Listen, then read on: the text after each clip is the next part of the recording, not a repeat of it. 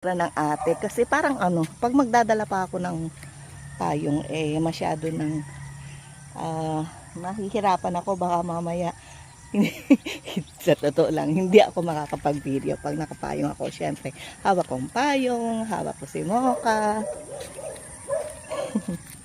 Ano, may tumatahol ano, Mocha. Ayan, ayan, ano, hindi yung paglabas namin ay dudumi sila kaagad, hindi, maglalakad-lakad pa kami hanggang sa yun, siguro matagtag yung tiyan nila. Ako kahit matagtag hindi napapayat. Uy, up, up, up, go, go, go, do it again, do it again, do it again, up, up, stand up. Wala, hindi ko nakunan. Come on, let's go walk. Bye guys, thank you for watching. Or probably pala kailangan hustuhin ko na 3 minutes. Grabe no, parang sa atin na nakikipag-engage, parang natatagalan na tayo sa 3 minutes. Pero pagdating sa YouTube, alam niyo ba, 8 to 15 minutes ang video namin doon. At kalakaran doon kasi pagka mahaba ang ating palabas ay maraming ads na ibibigay si Ma'am Yuda Sir YouTube.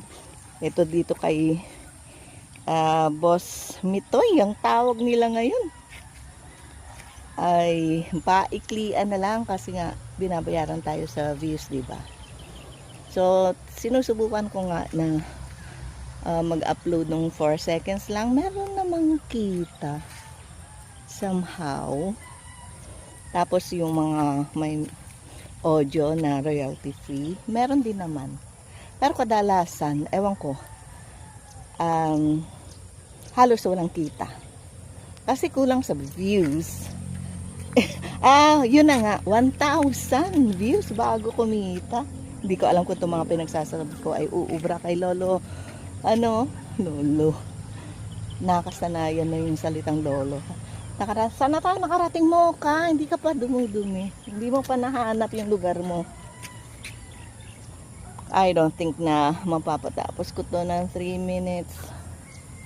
Ayan yung bulaklak. Nasabi ay puno daw yan. You know.